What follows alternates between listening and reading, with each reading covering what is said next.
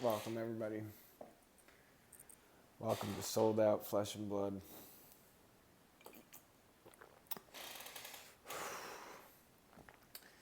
I'm Loomis. It's me. This is the show. Here it is. Um, I've got a lot in store for you guys. Not in store yet, but what we do have three different types of videos that you guys are to be expecting. Okay, so number one is going to be videos like this where it's just a chat where I'm talking about things. And video two, it's going to be opening videos but not sealed product. We're not going to do that, not yet anyway.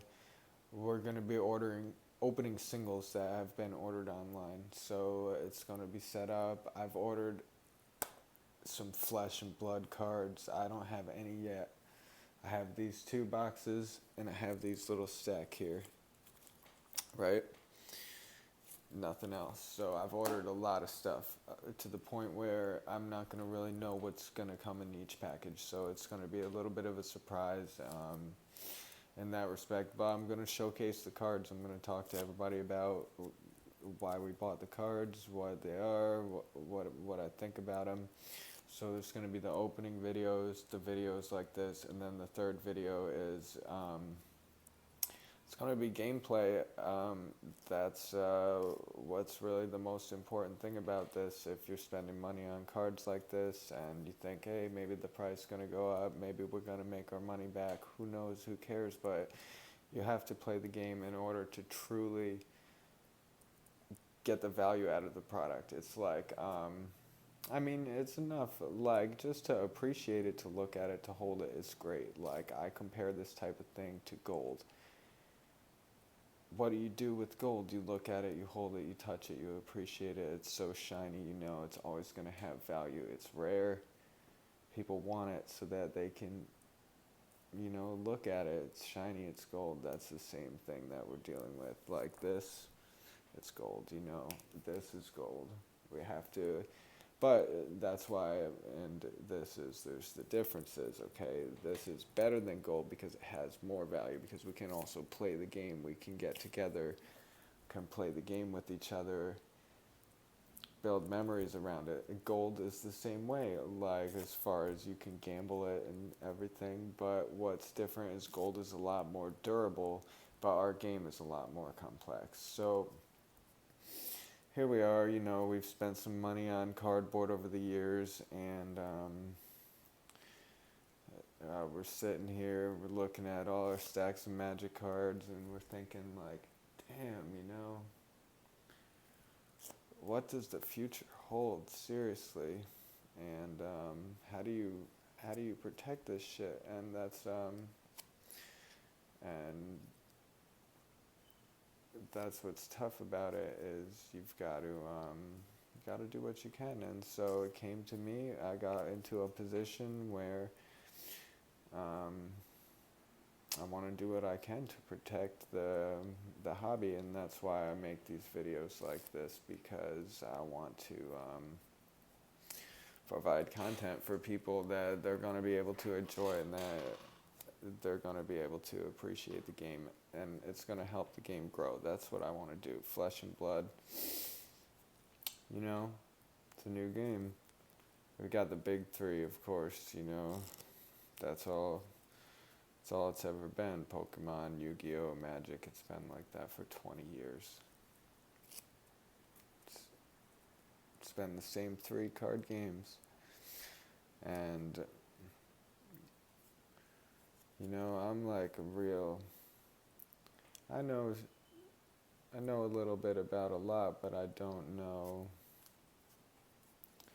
all the other different little tiny card games. Nothing ever catch my attention. The closest thing, of course, the World of Warcraft, because remember when the people were opening those packs with the codes in them, and people were making a lot of money like that, cracking those packs and then selling those codes on eBay, and so that was cool. And that's what I think is never going to be successful, is like the existing franchise, like a video game making a card game, because video game is supposed to be better than a card game, you know? So, like, you're reverting it back into a card game? I don't know.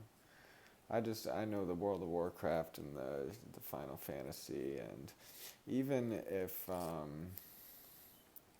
any other game were to try to make a card game, I think it would really struggle. And that's why I love about Flesh and Blood is that card game's a different animal, and they took the time. They took the time to build that world where it's extremely deep. It's slow paced. You don't get to jump right into the world and walk around and look at shit. And okay, I'm bugging because you know what? I can't even worry about it. You have to get little bits of information one card at a time, is a lot of the way that it's intended. Like, there's supplemental products. Yes, you can go online, you can read about the things. But just looking at the artwork, the flavor text, and the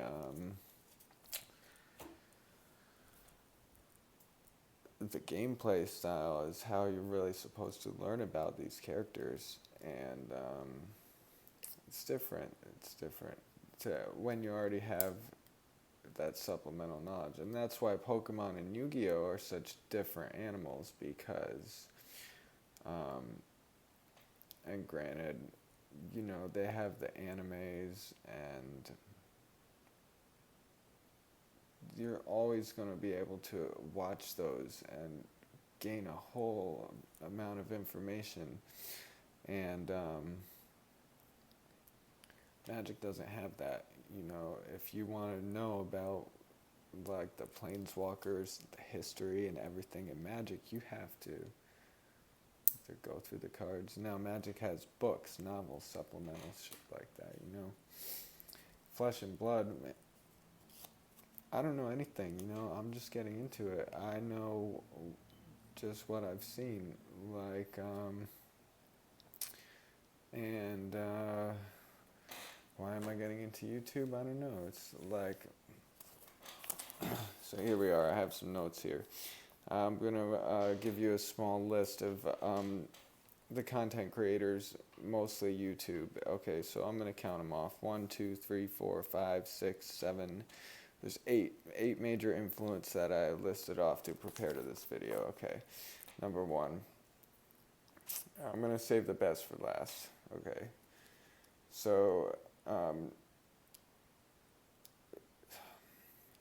right, where to start? Let's go for it. Let's go for the big guy. Number 1, this is the guy that deserves the most praise out of everybody who I look up to, and that's the Angry Video Game Nerd. Man.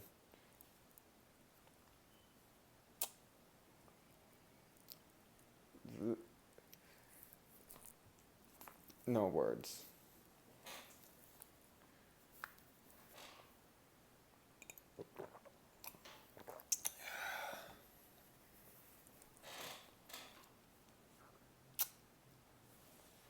No words.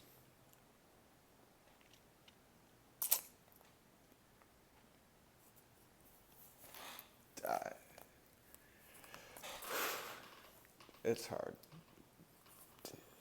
He's the king. He's absolute king.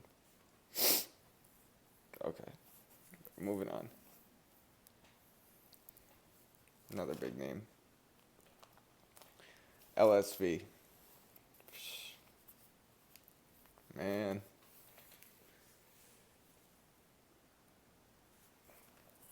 LSV still makes the, to this day, the Magic the Gathering online draft videos, and he does an amazing job at them. It's unbelievable. It's really unbelievable. Just the way that he just shows people like what Magic really is, what it's really all about. And I don't think anybody really presents it the way that he does. And I think and it's always been in my life kind of that king of magic where, like, he's the face of it. He's the face of magic. Like, if you want to, especially on YouTube, or, he's all over the place, of course, but, just the way that he presents it, spot on. LSV, Luis Scott Vargas, a wonderful person. So, continuing down the shout out, and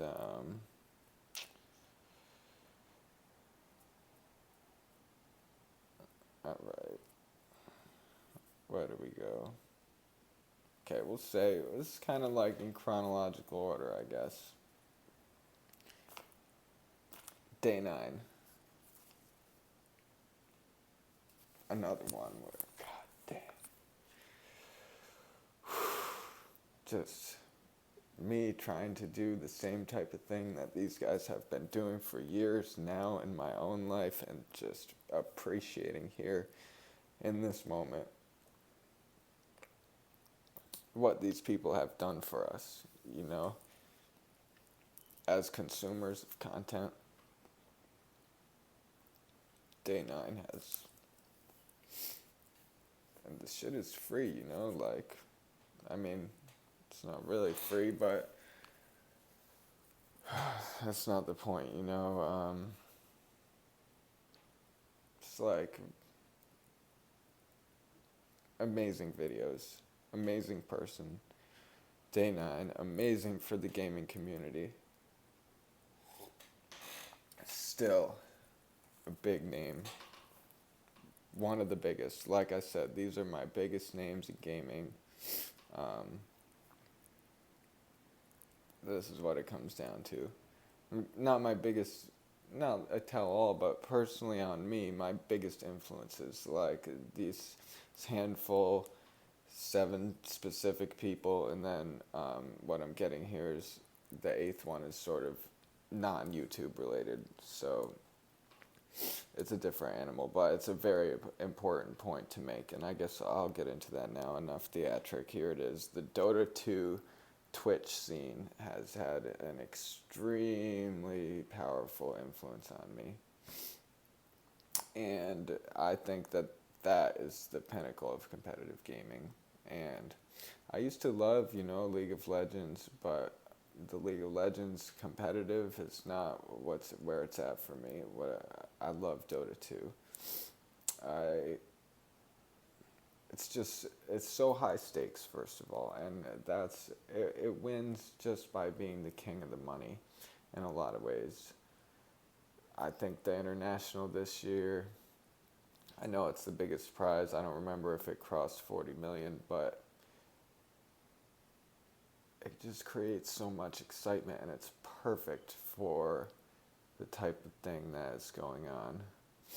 And I don't know what's going to come up on my screensaver. I don't want to have it up there yet. Maybe later. I don't know what I can get away with. I'm even like wondering my language is going to be a problem, because, and we're having a greater conversation. It's a new channel.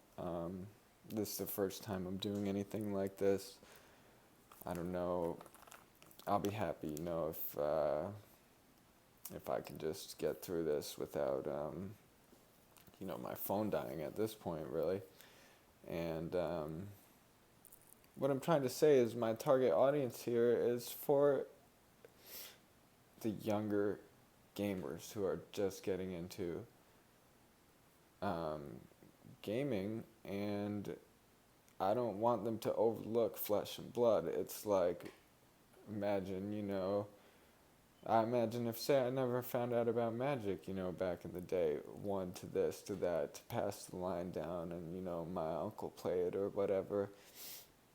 What if it had just went over my head? The kids at school weren't playing it, it would be different. And I think, especially the card games, and at a time like this, the internet's just not enough. Like, you can't just play all your multiplayer games online. I think it's really important that we get together and we play these types of card games and we have these interactions with each other on a different level, and we're really, I believe, going to experience a boom in this section, because as soon as everybody's let out of the house, all bets are off. I know that we're going to want to get together in mass and play these games, and I think, all the big four, especially with the card games, and then all the competitive video games,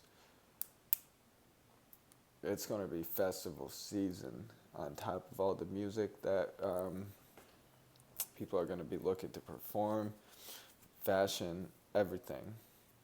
It's really we're going to come out of this, and it's not going to be a slow, gradual build-up. I want to see festival season. I want to see everybody out, 50, 100, 200,000 person events.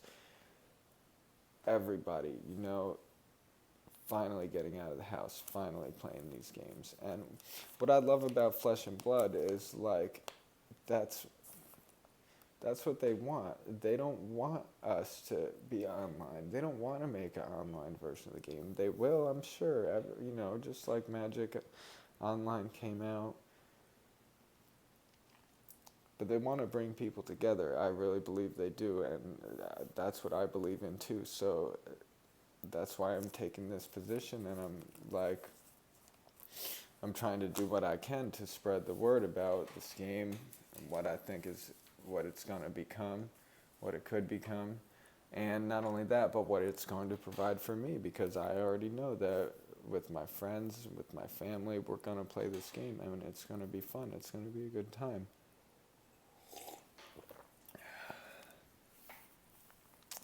So I'm rambling, I was talking about Dota 2. And, man, I love Dota 2. There's like a lot of personality in there, with the casters. And when I call out Dota 2, I'm not going to drop too many names here, But,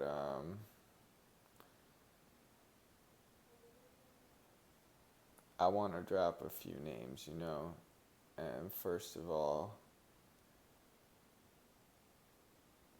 the most important names are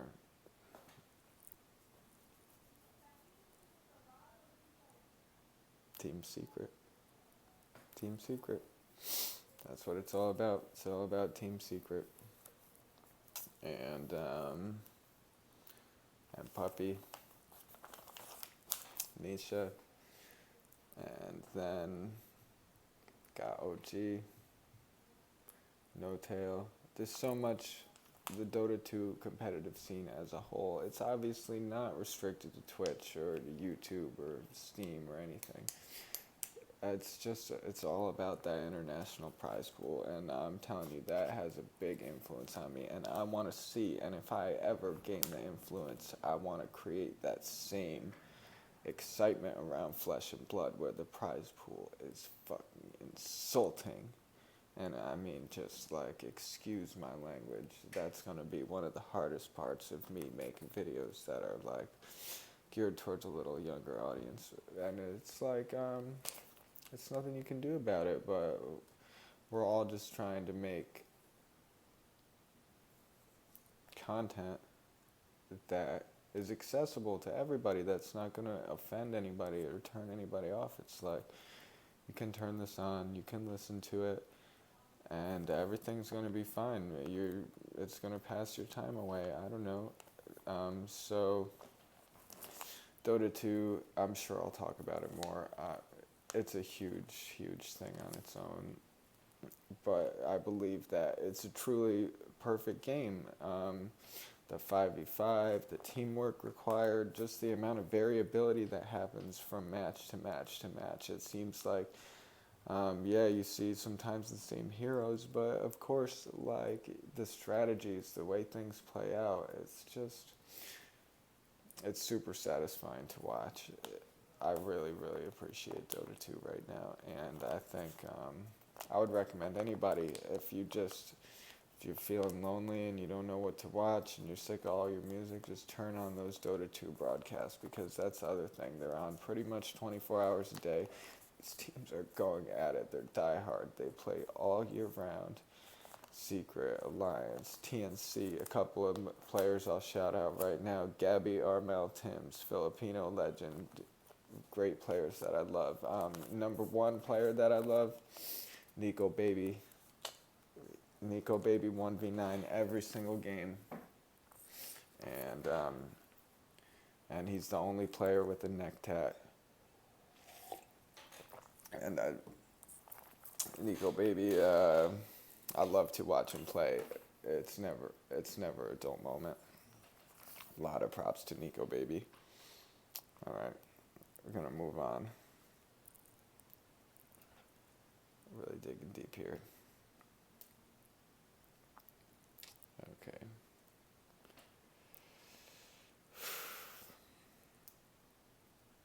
Okay, we're gonna stay as far away from the real, okay, you got 4 to go. All right, here it is, Mr. Beast. Man, obviously, I've only started watching your videos the last year and a half, but super inspirational and just,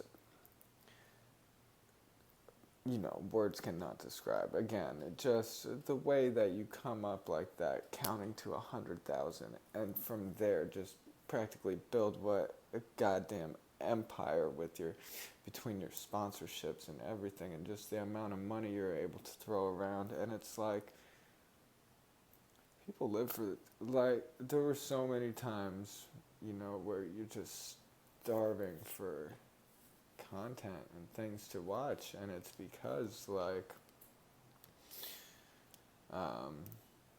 creators like Mr. Beast are gonna give it to you, and they're gonna take the video that I love the most, I think. And I don't know, I just use this video as an example, as if somebody's like, oh, who's Mr. Beast,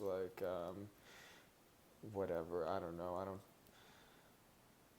the video is you have a giant game of Monopoly, and you're using real money, and it's brilliant. It's funny. It's such a good example of just purely wholesome, just going out there raw and just making content at all cost. And it's a great video. I would recommend anybody to watch that video or any of Mr. Beast's video. But just his story, the way he came up was really good. Determination, super determined. All right, next one, PewDiePie, of course. Mr. Beast, PewDiePie, they go hand in hand. PewDiePie, I didn't watch your videos so much back in the day. I don't think I subscribed until you had 100,000 or whatever. But I've been on Reddit obviously for a long time, and PewDiePie and Reddit go hand in hand. So it's almost like subconsciously, even though I never had the patience to watch all the videos, when I look back on it, I'm he was always there, he's sort of that almost kingpin, deep within the system, and then the way he was able to just rack up so many subscribers at all costs is just a really beautiful thing, a beautiful story. And he pumps out content. Now I watch his videos and I love it and I appreciate it because I have a new bit of free time on my hand at some points and a different perspective. And when you realize that this person has been going in just to try to entertain people for such a long time, it's pretty inspirational, and I gotta give him a lot of credit for that. And his content is the most unique. He plays video games and does the Let's Play and the Amnesia. That's okay. That's when I really knew that he existed, was when he played Amnesia, because when that game came out, that was like a real game changer. I remember everybody played that game.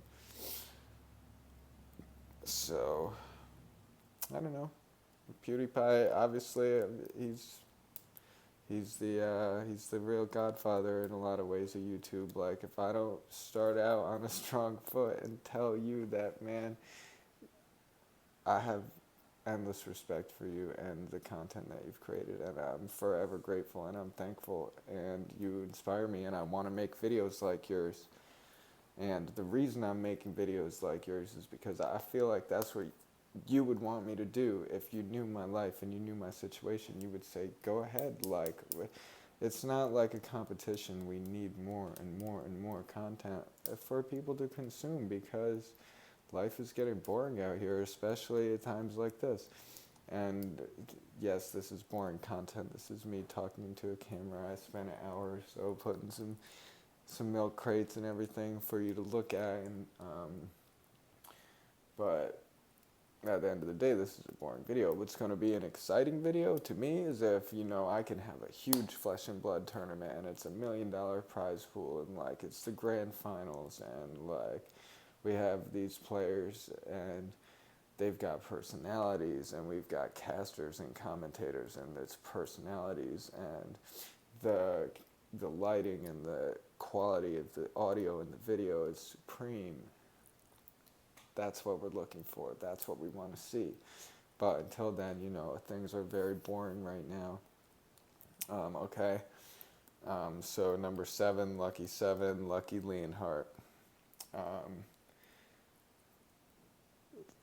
Leonhardt, stay awesome, stay positive.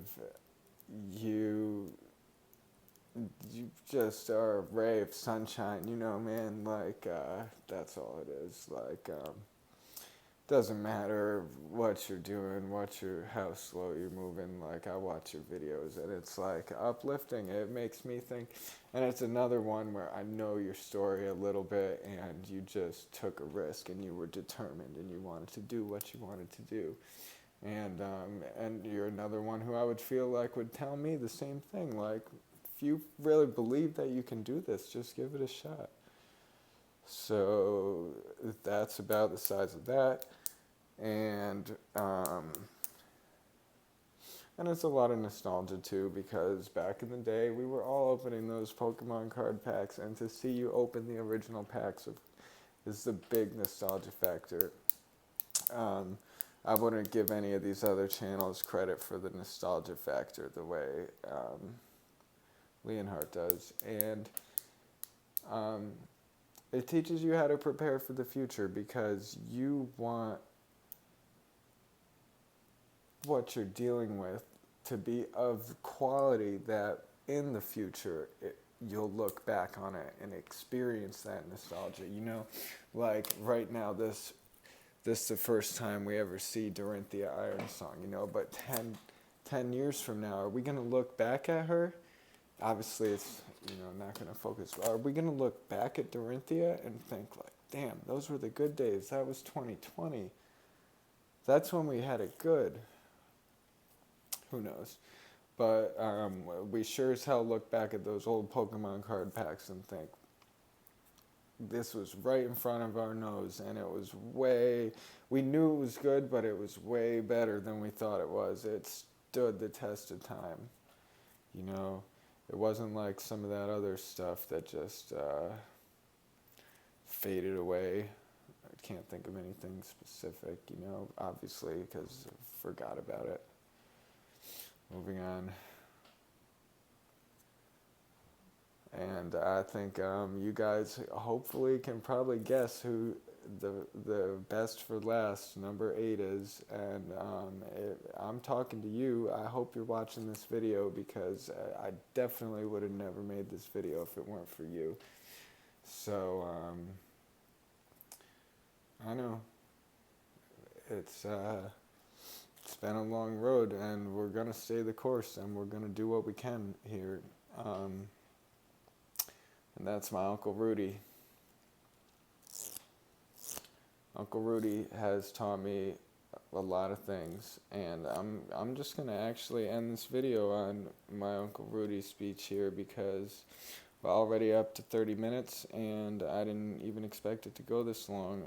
One of my here, I'll give you my first two rules of YouTube's. It says, say guys a lot. All right, guys. That seems to be a common theme with a lot of YouTuber, and in general, like when I'm watching videos, I notice that they're saying, you guys, we got it, you guys are the best, you know, and there's no guys out there right now. Nobody's watched my videos already. I don't have an audience, but I'm saying you guys anyway, because I'm anticipating an audience. No, I'm not even like gonna say that much, but just because it helps you flow.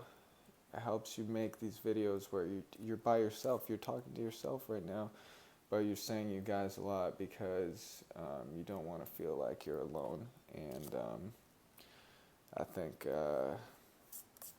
that's an important point to make. The other point here with the secrets of YouTube is just, you know, I'm going to go into this more, the other thing. I don't know, this video is shot, but Uncle Rudy, we're here. It's me, Timmy. We made all this, we bought all these Flesh and Blood cards, and we're going to make a little Flesh and Blood YouTube channel here. I'm scared, honestly. I don't know if I made the right decisions. I don't know if I bought enough. Don't know if I bought too much, but you're gonna see. Like I said, there's a lot in store. It's gonna be a lot of opening videos ready to go for you to all look forward to, and